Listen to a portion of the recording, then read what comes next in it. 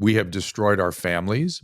I think we have gone through an absolute epidemic of childhood trauma, and childhood trauma predicts early death. What's up, ladies and gentlemen, boys and girls around the world? I'd like to welcome you back to the Real Talk with Zuby podcast. On today's episode, we've got on another brilliant guest, and we're about to have a fantastic conversation. And this is Dr. Drew. Welcome to the show. It's fantastic because I'm with you, my friend. Thank you. It's great to see you. Awesome. Dr. Drew, there's so much stuff that we can talk about. But first of all, I want to get to know a little bit about your own story. Okay. I know that there's stuff online. Of course, you've got a Wikipedia page and all that, but I'm curious to know, so many people around the world know you, but how did you even get into this world that you're in right now? So it's a long story, and as always, Wikipedia should be. I don't dare look at Wikipedia because it makes me angry every time I look at it, because it's always anything in print about me is so unreflective of reality. It's really astonishing always. But so I was a medical student here in Pasadena, California in 1983, and I was just, I'm going down my usual path, and I was really enjoying my training. And we were treating a lot of AIDS patients at that time. Actually, we just stopped calling it GRIDS and started calling it AIDS. And I was there when the AZT boxes were opened up, and we finally had something we could do for these men that were just dying all over the place. It was such a dark period. But I was, I was from this area, and there were two dominant radio stations back then, and they were getting boring to me. And all of a sudden, this other radio station showed up. We all started listening. It was the sort of the new wave, or the alternative is what that became. And that radio station happened to be like 300 yards from my apartment. And because of that, people I knew were starting to socialize with people over there. And about 6 months into my sort of listening to this radio station and being aware that it was there, a friend of mine called, and he goes, "Yeah, they got this show in the middle of the night and they need help. They open the phone lines and they talk to young people, but the program director wants them to make it into a community service show. And they thought maybe you could come in and do something." And they had some cockamamie idea to begin with, which was that I would do a segment called Ask a Surgeon, use really big words, and it would be so funny. And I thought, I'm not really interested in that. But I was persuaded finally to go in there. And actually, I went in with my textbooks, my gynecology and my infectious disease textbooks. I was freaked out that I wouldn't be able to handle the questions, and immediately had an epiphany, like, oh my gosh, I'm talking to 16 or 14, even to 27-year-olds, and they are clueless, and no one is talking to them about AIDS. We didn't have the term HIV yet. We didn't have the term safe sex yet. We had just scratched at a causative agent called HTLV3 at the time. And I just said, "Hey, can I keep coming back and answering these questions?" Because it seemed incredible to me that there was this easy body of information, reproductive health, that had been hidden, shrouded behind this curtain of venereal disease and Latin terminology. And even a vaginal yeast infection was called moniliasis. Everything was spooky and scary and weird. And I thought, God, what would have I wanted? I was 24 years old. What did I need when I was 17, especially with this burgeoning epidemic coming? And I just kind of kept coming back, and it was interesting and fun. And I met lots of people. I met my wife actually through that experience. And I did it for 10 years, one night a week, essentially for free. I thought I was doing community service. And if I was on call or something, I wouldn't do it. And all of a sudden, it was on 5 nights a week. And all of a sudden, it was being syndicated. And all of a sudden, some television producers showed up. And the whole way, now, that took years and years and years for that all to happen. It actually, interestingly, when they went to 5 nights a week, it was the same week that my wife became pregnant with triplets. And she is the one that said, "Hey, you're not doing a community service anymore. That's a job if you're going to be out of the house every night, 5 nights a week." And so I kind of went hat in hand. I think my first deal was $50 a show, 5 nights a week. And it just kept taking over. And it just seemed like something good. And I just kept exploring things as they would come, and they kind of kept coming. And a TV guy showed up 15 years later. I'm like, "How do you do that? I don't know. If you can put it in Friday afternoon and Saturday afternoon, I think I have those time slots," which they did. And the rest of the time, I was a severe workaholic, working. I would get up and do intensive care rounds at 5:30 in the morning, and then I would do hospital rounds, and then I would see outpatient general medicines.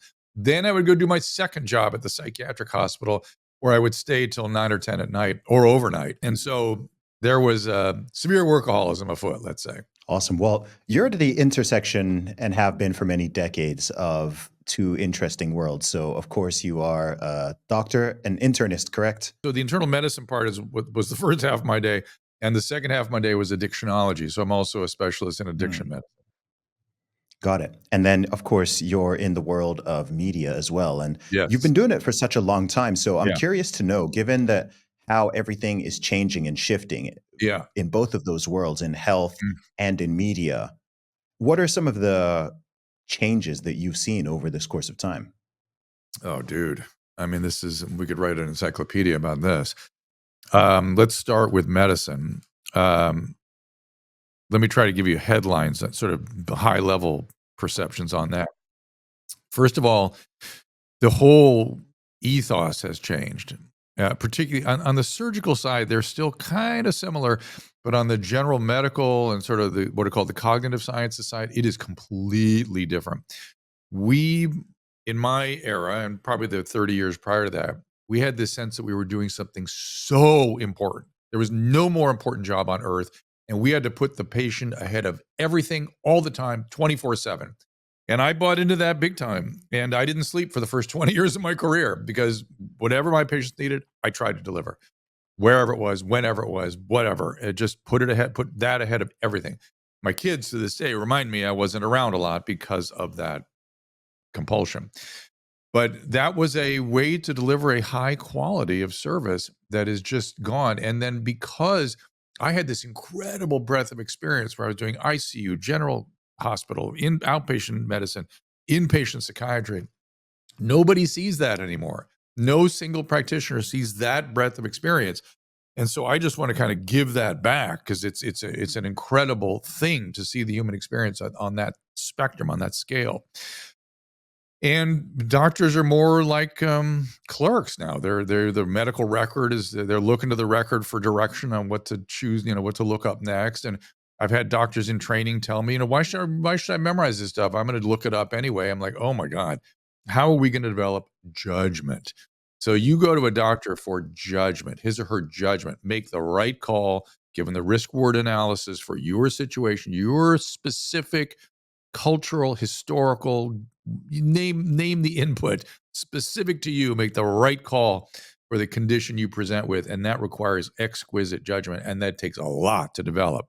That is not something an electronic medical record suffices to provide. And then, of course, insurance. A lot of doctors now are employed, which is a shock to me. That's something I learned during COVID. 70% are employed. Shocking. When you say that they're employed, as opposed to what? I just want to be clear there. As opposed to like me, I'm an individual practitioner. I'm just out there in the Okay. world, trying to scratch out a living.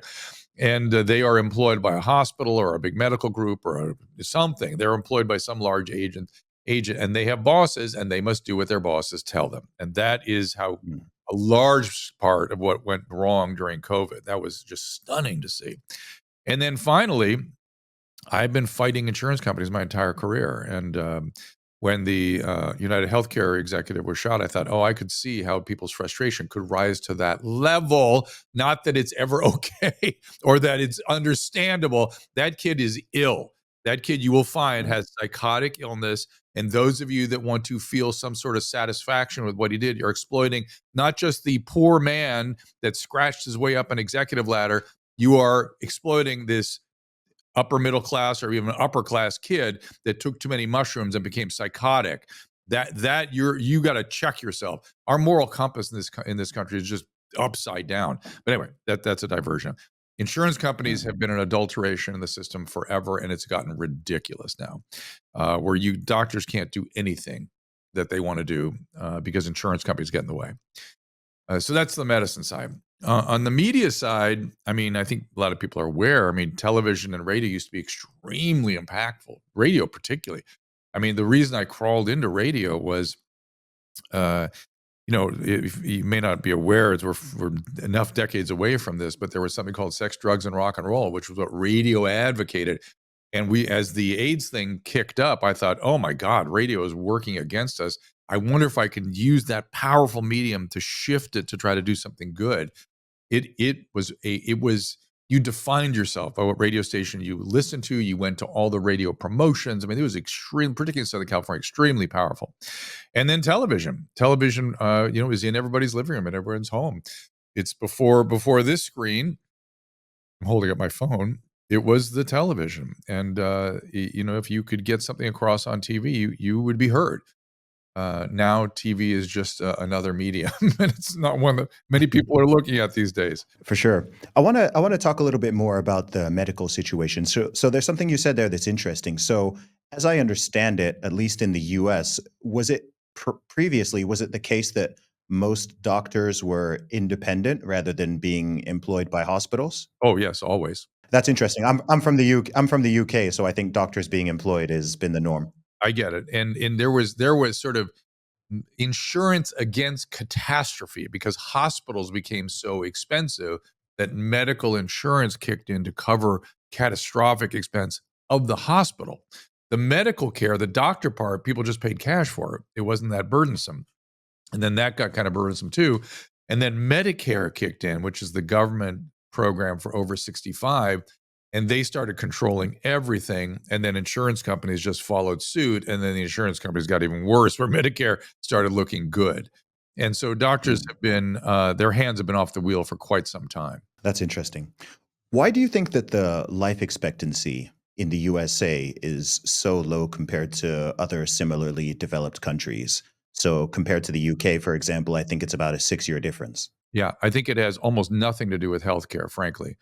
I think we have destroyed our families. I think we have gone through an absolute epidemic of childhood trauma, and childhood trauma predicts early death. We have addiction run wild, and we have a philosophy of approaching addiction as just people living their best life as opposed to having a brain disease. We don't treat psychiatric illness at all. We leave it run in the streets.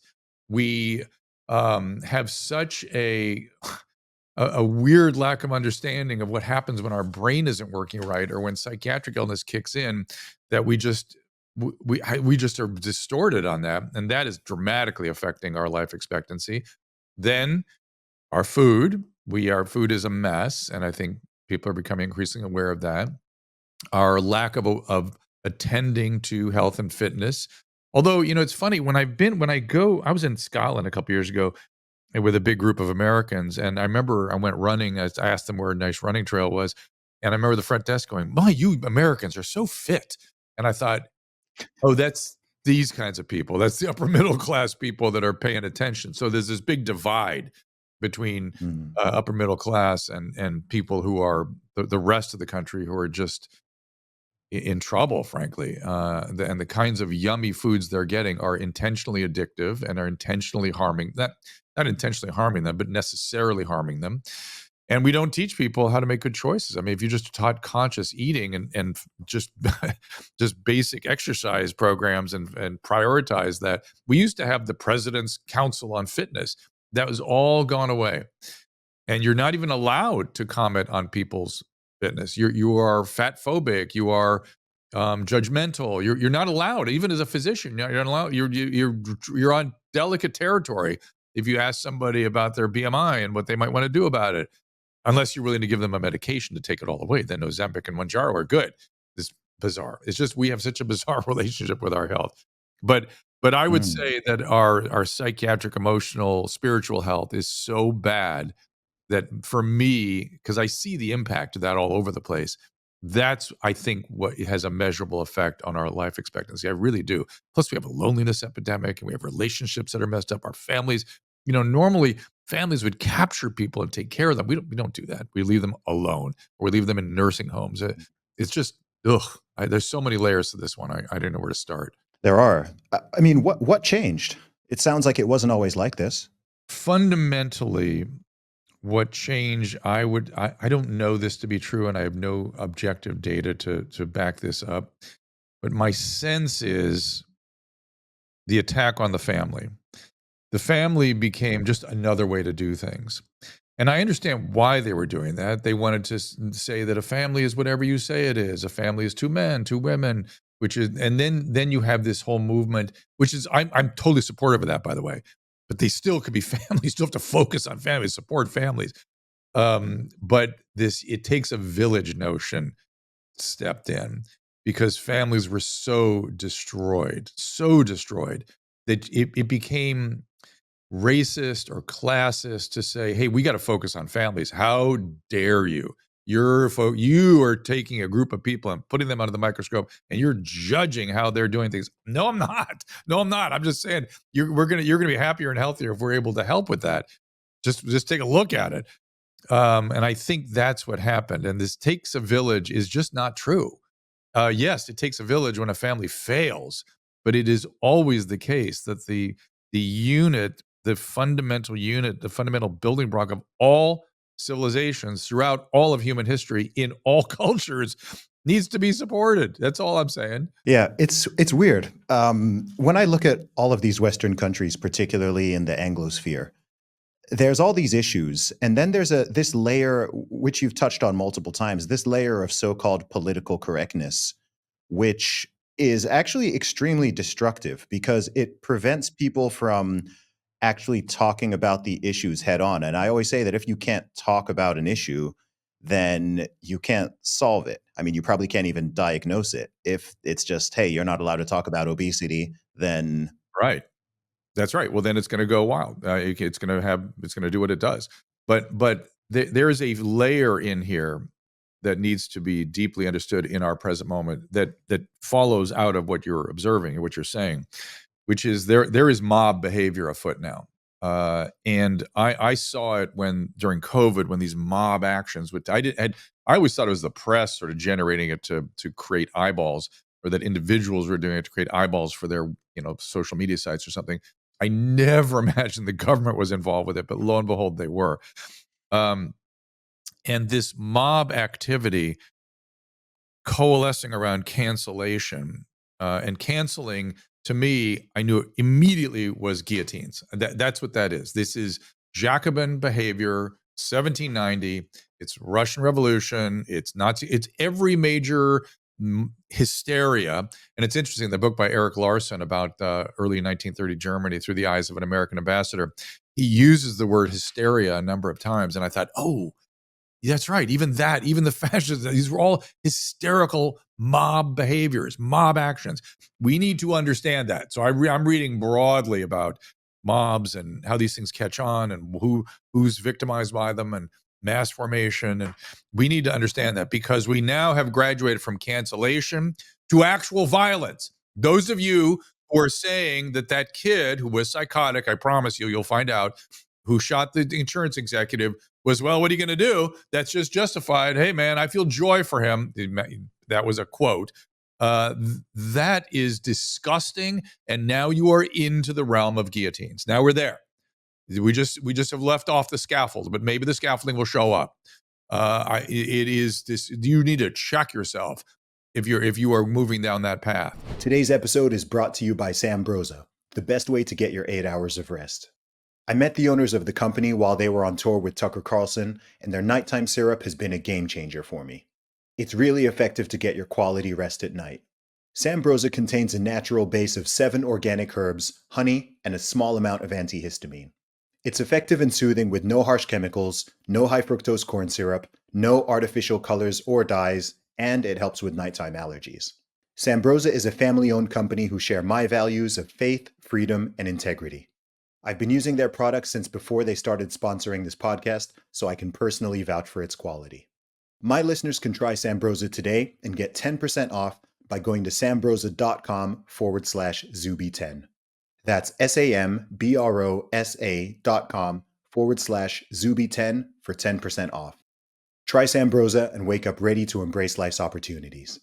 What was your experience like during that whole COVID-19 pandemic period? Now that we're allowed, quote unquote, to talk about it openly, what was your personal experience like? It was horrible. I don't think I'll ever get over it. And it wasn't just because I was canceled or I was attacked. My family was terrorized, which all of it was true. I'm used to being out there and getting shit in the media. Excuse me, anybody listening with their family. And But the duration of this thing where I live in Southern California is 2 years, and the school closures, and I knew I kept obsessing. I had this one symbol in sort of construct in my head. I knew that Disney World was open in Florida, and I thought, "Oh, man, all those businesses are thriving down there." And I drive through Anaheim, and not only is Disneyland closed, but all the hundreds and hundreds of businesses and the tens of thousands of jobs that were represented there boarded up. These people are suffering, and my government here in the state of California did not give one damn about it. And I just was obsessing about it. I kept saying, "When's this got to end this?" And the other thing I kept thinking about was the 8 to 15-year-old. Imagine you're 8 to 15 years old and your mayor, which is what my first of all, your governor said, "Go inside and stay there until I tell you to come out because it's too dangerous to go outside." Then the mayor gets on the TV every night and says, "You must shelter in place. If you don't, you're going to kill your parents and your grandparents." Imagine you're 9 years old and you're under that kind of chronic traumatic stress. Are you kidding? Of course they're going to be harmed by it. Of course. And now anxiety, depression, it's everywhere now. Addiction's up. It's all up. And it's so predictable. I remember I had a nightly show here in Los Angeles. I was sort of tapped to do a news broadcast on a local news network every night to kind of make sense of COVID. And about 2 weeks in, somebody from the school board came on and said, "We're going to close the schools." And I said, "Who told you to do?" I'm proud of myself. There's tape, at least, of me saying this, and it's as I'm portraying it to you. I was like, "Did you consult with an infectious disease doctor? Did somebody recommend this from the CDC?" No, it's just the right thing to do. And I thought, "Oh my God, we are in big trouble. This is a full-fledged panic, and this is not going to go well." Yeah, it was a very strange time. When you say that you got canceled, what do you mean by that? I was running around. It's kind of comical because I was running around. I at the time I could see the panic that was coming, and I thought to myself, "Look, first of all, I knew everything coming out of China was BS. I knew it." And then I saw the Italian thing happen, and I said, "No, that's not our medical system. We're not as old as they are, and we have much better ICU care. We have much better hospital care. The Italian experience is not going to be our experience." So when I saw the press using the word grim and staggering over and over and over again, I thought, "Oh man, they want eyeballs. They're trying to make a panic." So I got angry. And that was my first mistake. So I was going around saying, "Don't listen to these people. You're fine. You're going to be okay. It's going to be all right." So the second mistake I got was the infectivity of this thing. But I still could see the excesses that was being dialed into this whole experience.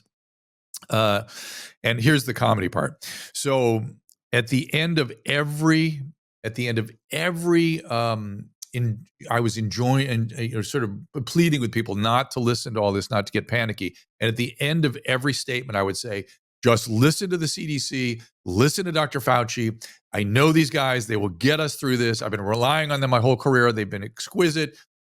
Little did I know how adulterated they would become. That's a whole other topic.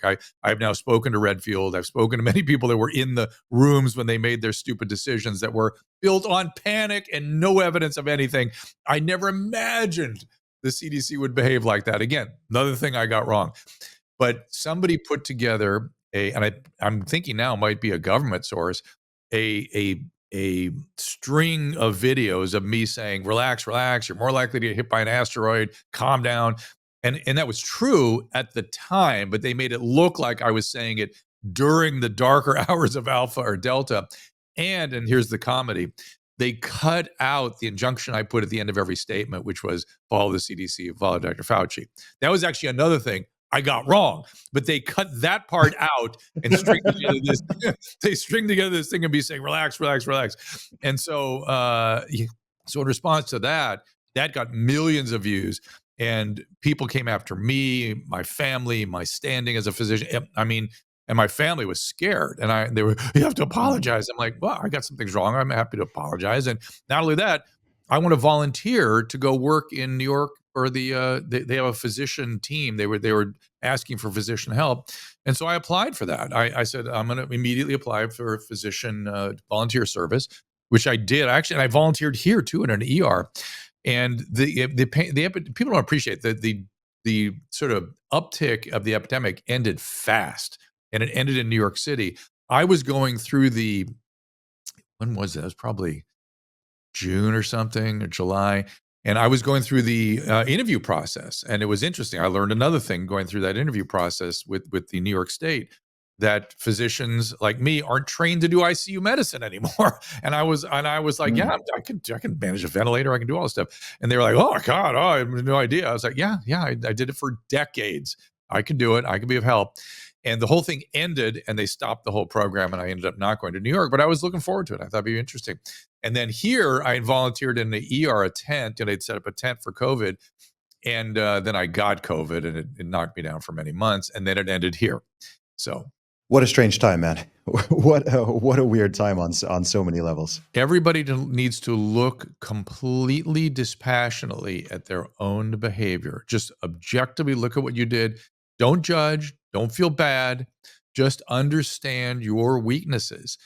In a mass formation like that, 20% of people become evangelists and become completely brainwashed right away. Okay. 70% just want to be left alone and get on with their lives. 10% are like you and me, go, well, hold on a second, something's wrong here. We need to expand that 10%. We need to empower that 70% not to follow on with unreasonable demands from their and overreach from their government. But the 20%, they need to really look at themselves. Because if you were someone that was reporting your neighbors for having friends over, or telling people to, yelling at people in grocery stores to mask up, you would be a prison guard in 1930 Germany. That would be you. No, you would not be standing up to the Nazis. You would be an evangelist with them, and you would be something, whatever version of prison guard came along, you would be part of that. And you need to know that about yourself, and you need to prepare for it should another mass formation show up, because they do. What another thing that I awakened to is how free. I thought these things were things that happened in the 20th century, and okay, now we're over it. Maybe 1790 France. Okay, it's over. Nope. Turns out humans have done it forever, and will continue to do it. So you need to know where you fit and how you respond when these things come along, because I don't think you want to do that again. Yeah, I always say that human beings don't and haven't fundamentally changed. All that's changed is we have more access to historical information and we have better technology. But in terms of our mental and physical wiring, we're the same as our ancestors. We're the same as the Egyptians, for goodness sakes. But the one thing I will say, let me put a little coda on that, which is our systems of communication tend to impact on these sorts of mass movements. I'm not even saying mass formation. I mean, the printing press, you get the religious wars, right? Uh, the, the um, telegraph, you have a civil war and things like that. I mean, there tends to be impact of these communication systems that are far beyond just convenience, let's say. Absolutely. We've touched briefly on a few different health issues. Of all of the health issues, you could take this from the mental aspect or the physical aspect. Which one concerns you the most in the Yeah. USA? So I kind of gravitate towards the health issue of the moment. So back in 1983, when I first crawled into a radio station, I could see that reproductive health and some of the choices kids were making and and trauma, I could see all that as the problem of the moment. And then that morphed into, oh my God, childhood trauma and addiction is our problem. And that stayed with us for a good long time. And then it kind of moved into like a spiritual problem, like we are, like our meaning making in life is off in some way in this country. Like we don't have the ability to find purpose and meaning, and that I to me, that may be the continued problem. I do think that wellness and longevity is something I'm starting to focus on now, because we can start to do things to not just prevent shortening of life, but actually lengthen things on the other end. And we're not doing a good job of that. We need to start getting on our diet, getting on our food supply, getting on supplements and things that can maybe help things a little bit at the other end, and understanding what the risk factors are that can shorten life, and intervening on those things systematically. And they're so basic now. The other thing is, my sort of philosophy has shifted to fighting the insurance companies and the employed physicians, to trying to put more things in the hands of physicians, or excuse me, of patients. Let patients have access to medicine. Give them what they need online and with telehealth to take care of themselves. That this business of it's a mysterious practice of medicine. And we can do so much of it on a very inexpensive way, and patients can be trusted. They're quite knowledgeable, but they know how to use a Z-Pack. They know how to use one. We can trust them to have it on hand, and then give them information about when to use it, where to use it, how to use it. So and by the way, if you were to argue like, oh, the biosphere, too many antibiotics, the patients will overuse them. Guess what? They come in and muscle them from doctors anyway. When doctors come in and want an antibiotic, they demand an antibiotic. Trust me, there's still overuse of antibiotics everywhere. Something that fascinates me as a non-American, and I think it fascinates most non-Americans and even many Americans, is just the sheer amount of drugs in the USA is insane. And when I say I mean both prescription and illegal, right? Just the Yeah, sheer amount of substances that are yeah, consumed by the population yeah, and how normalized it is. And of course, I'm sure, as you're being one of only two countries where you can directly advertise prescription yeah. drugs to the population just through the TV. Yeah. Like when I go there, I notice it. I'm just Oh like, yeah. man, this is such a strange it's just very weird to me. It's going to end. I think that's going to. Everyone pretty much agrees that's an adulterating influence that must be taken out. It is the fact that let me just sort of frame it for you this way. I was raised by an old-fashioned family practitioner. My dad was a doctor, and he pounded into me that medicines are dangerous. I remember the first time I took an antibiotic, I was probably 15 years old, and it was some amoxicillin. And I remember him going, "All right, your doctor says you should take it. Here we go. Who knows what's going to happen? I'm going to fall. I don't think you need it, but all right, here we go." That was the first time I ever took a medication, and that philosophy stayed with me. And because of that, I could see how thoroughly adulterated we had become in terms of expecting solutions for life's miseries in a pill. Sigmund Freud, when he arrived on these shores, I don't know if this is an apocryphal story or not, but I've heard it several times from different sources. He gets off a boat. The reporters put a microphone in his face and say, "Dr. Freud, what do you hope to accomplish here in America?" He says, "Well, I hope to come to an understanding of the difference between real psychiatric illness and ordinary misery. We have become completely intolerant of ordinary misery in this country. And guess what? Misery is good. It promotes resiliency and problem solving. And you come up against these things, and you form a deeper sense of who you are in certain situations. We have raised a group of Americans like veal and not allowed them any failure, any discomfort, anything. What do you think's going to happen? Failure is a gift. Misery is inevitable. And this whole notion of safe spaces is anathema, the opposite to emotional health. Guess what? One of the biggest advancements in psychiatric interventions in the last 15 years is called exposure therapy. Most common psychiatric illness are treated with exposure to the inciting influences that produce the symptoms, so you can learn to regulate them. So fundamentally, we are dysregulated. That's all a spiritual vacuum, my friend. It's all, we're dysregulated. We can't find meaning. We don't know who we are in the world. I mean, it's disastrous. Of course, we're reaching for a pill. We can't do anything internally. Everything is out there. And of course, the ultimate expression of that is, I'm a victim and I'm helpless. Man, I love the fact that you talk on all these issues. Hearing a doctor actually talk about spiritual health and mental health and physical health instead of having them all totally siloed off. And But Zuby, that's what I'm saying. I had this crazy experience, right? I worked in psychiatric hospital and medical hospitals for decades. And so I have this incredible, I just want to give it back. And no one sees this. I got to see it. And I feel very privileged to have seen the human experience through these incredible portals. But we got to change things. And I want to give it back wherever I can. Yeah, for sure. Well, I think it's great that more people are talking about making America healthy. I mean, what are your thoughts on the whole "Make America Healthy Again," MAHA, RFK coming in, Jay Bhattacharya? What are your thoughts on all that? So you mentioned 2 players. So Jay, when I first interviewed him, I was shocked this is the guy they chose to cancel. This guy's you've met him. You and I both been in the Such a same room yeah, a together. very nice guy. The Yeah. guy's a brilliant dude, a consummate human being, a great decorated professor. You're gonna cancel that guy as opposed to listen to him and bring him in? Incredible. And the fact that he is gonna be the head of the National Institute of Health is a form of poetic justice that I've never witnessed in my whole life. This is poetic.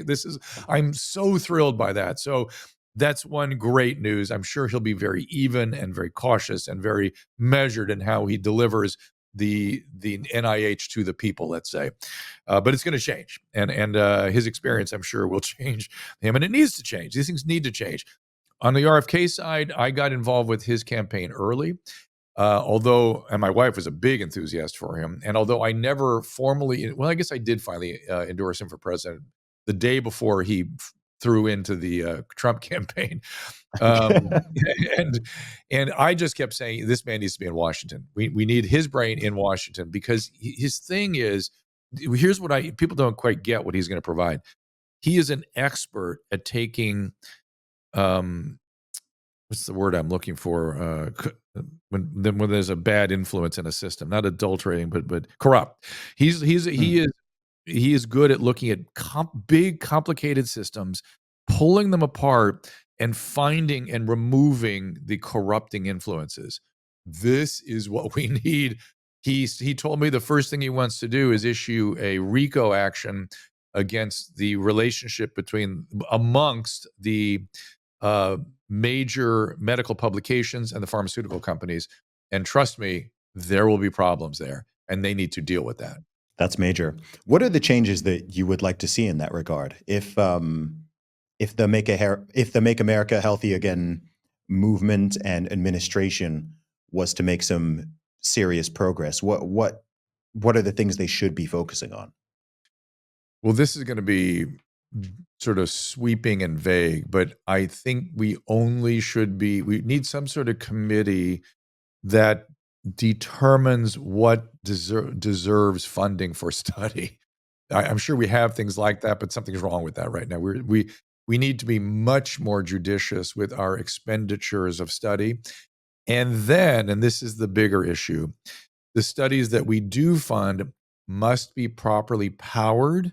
That is to say, having enough subjects in the study to draw the conclusions they intend to draw and of sufficient duration to be meaningful. Very few medical studies today have either of those criteria in mind.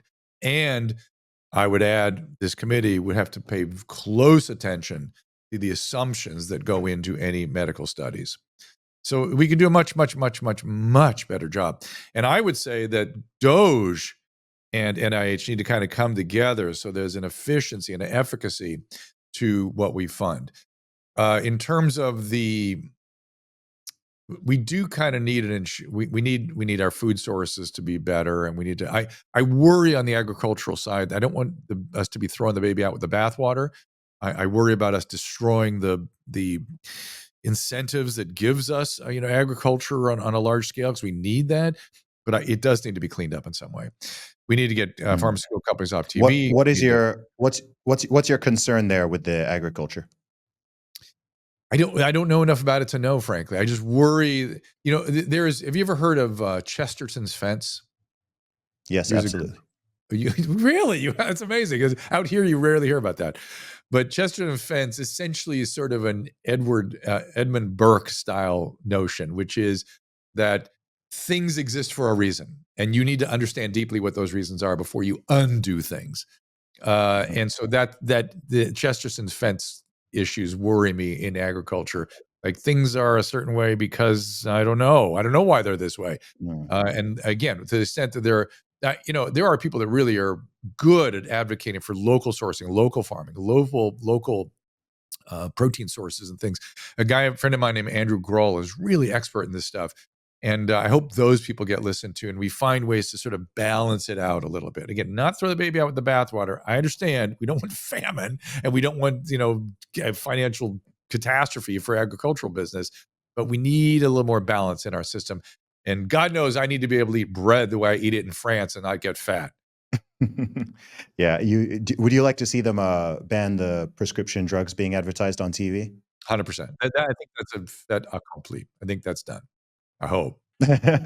What are your thoughts on you touched on the changing media landscape, but I think it's fair to say that we're now at a stage where alternative media, for lack of a better term, has Mm. become the mainstream media. Yes. I think it's Yes. now more influential than the TV and the old school radio. So how do Yeah. you see that affecting things over, say, the next decade? I don't know. You probably have a bet because you're younger. When you get older, it's harder to sort of see this stuff. Like I've got a son that's deeply into this stuff, and he sees stuff I just don't see.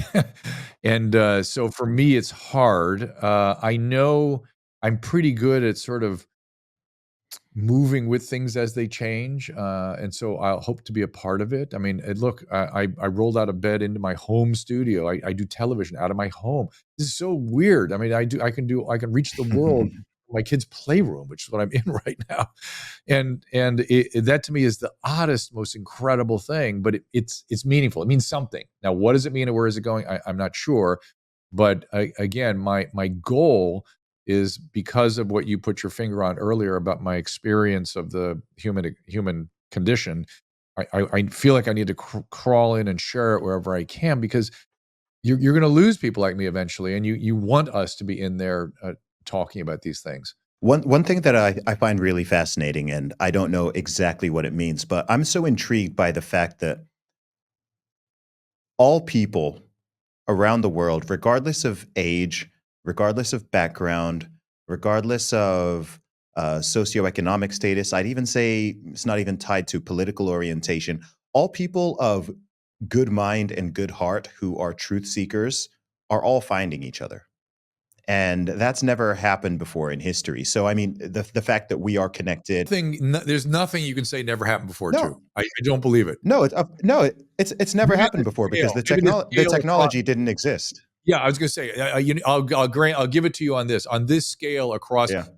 across oceans and things. Yes, I agree. You're in California right now, right? Yeah, yeah, yeah. I'm in Dubai. We're having a Crazy, real-time conversation that's going to be crazy. beamed out and going to be millions of people around the world, if they want to, can just click a link and they can tune into it. That's never happened before. Even 20 years ago, it wasn't possible. I changed planes in Dubai once, and I'm fascinated by that city. I want to come visit you so badly. You stand by. I'm gonna show up at your doorstep. So Oh, please do, man. There's direct flights. It's a very long flight from LA, but it is direct. I've done it. I know it. I've done it. But to your point, I mean, one of the great thrills for me was what we did I've been very privileged to have a couple more experiences like that. But the first one for me was really us in Canada when I met you and I met Jay Bhattacharya and I saw Peter McCullough. Actually, I don't think met Peter before that, and it was so thrilling to meet you guys and to hear you speak and to be a part of something. So I agree with you. And the craziest thing about it, you know this as well as I do. Have you met anyone amongst these travels you're talking about that didn't have a clear heart, that didn't intend the best for people, that wasn't doing their best to try to make sense of things for people, right? Every single person. Hmm. Yeah, that's what's unifying everyone, and that's what's so amazing about it. Well, and yet this is the group they choose to cancel. This is the group they want to go after. To me, it's just mind-boggling. I don't know what that. I read an article once that said that that's just how these things work. Essentially, that's who you want to go after, the people that pose the biggest threat, the ones that people might listen to. So, okay, well, here we are. Yeah, I think you just explained it. I mean, there's a transition that is going on. There's a transition going on from the legacy media to new media to podcasts to, I mean, the next presidential debate in when would that be? 2028. I mean, I would wager that I'd probably wager some money that that is going to take place on a podcast rather than Oh yeah, on for sure, a for CNN sure. or an I MSNBC. completely agree with you, or at least in addition to those outlets on a podcast. But riddle me this, my friend, because this is mysterious to me. So I've been I'm sort of fascinated with French culture, and I speak the language pretty well, and I listen to French radio every morning from the south of France, and there's this one commentator I like, and I watched the whole political thing evolve there, and it's been very mysterious and very wild to watch the twists and turns of the French political landscape. And overnight, the conversation there changed dramatically.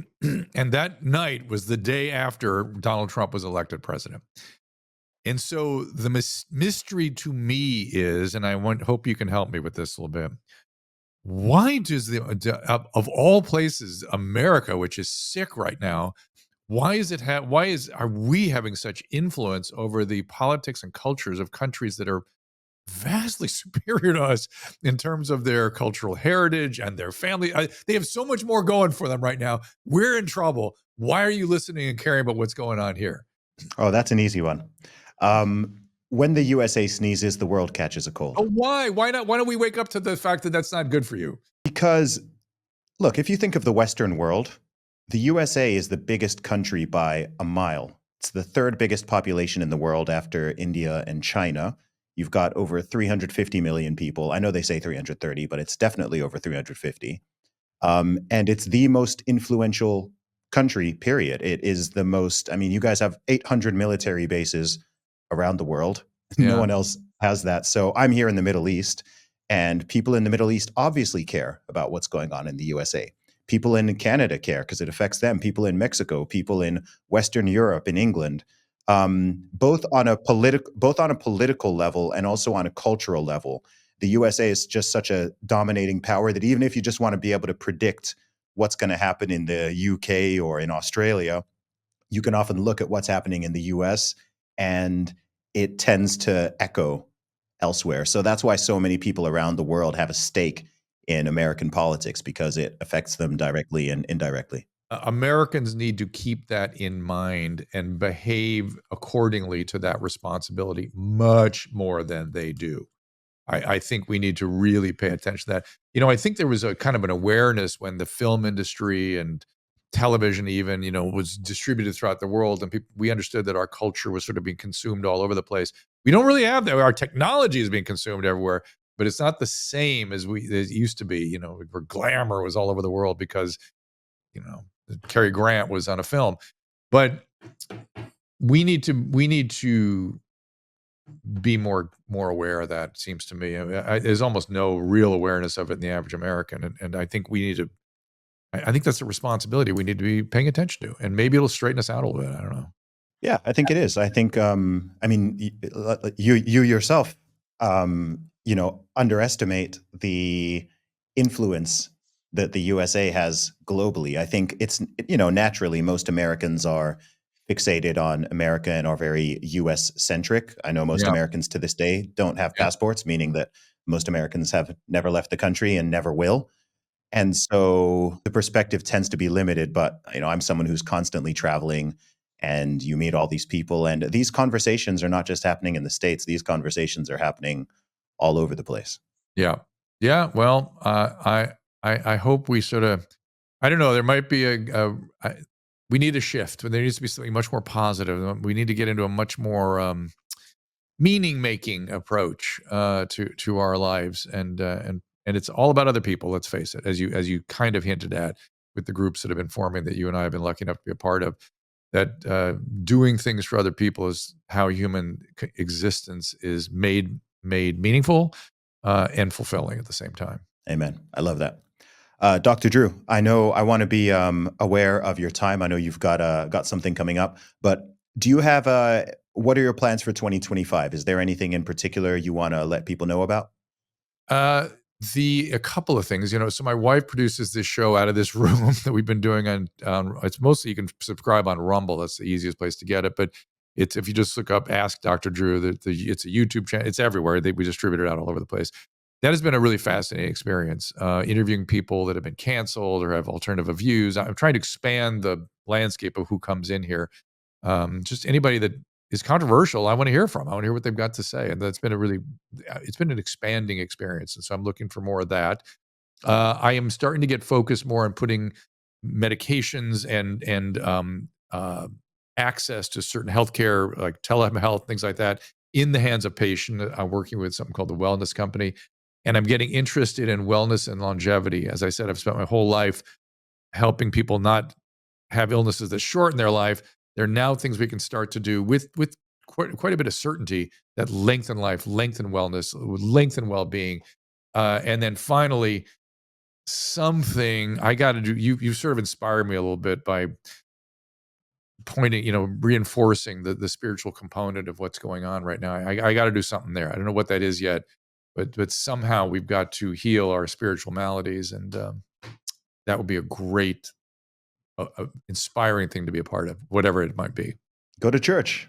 Well, religion could be it, and I'm for it. I said about 7 years ago, I said, I think we need another great awakening in this country, and if that's what we get, great. If that's how it goes, however, I've been involved in 12-step most of my career, and I see that as another way that whatever that phenomenology is that people find in 12-step, that's a way of accomplishing the same thing, or I don't know. There's something going to happen there. I know it. We'll figure it out. We love it, man. It's the God-shaped hole, and God is the best solution for it. That is what's missing, my friend, and whatever that means to anybody, to you, your family, whatever that means, you can usually find something meaningful right there. At least it's getting out of our stupid narcissistic heads. His will, not ours. Really, that's our problem is narcissism. It's a whole other topic we could talk about, but getting out of our heads to something bigger than ourselves, more meaningful than ourselves, will be better. 100%. Dr. Drew, thank you for the gift of your time. Always a pleasure to speak to you. I'm glad we got to connect earlier this year, and we will talk again soon. And if some old tired white dude shows up on your doorstep, it's me. Come to Dubai, Habibi. Always welcome. All right, thanks.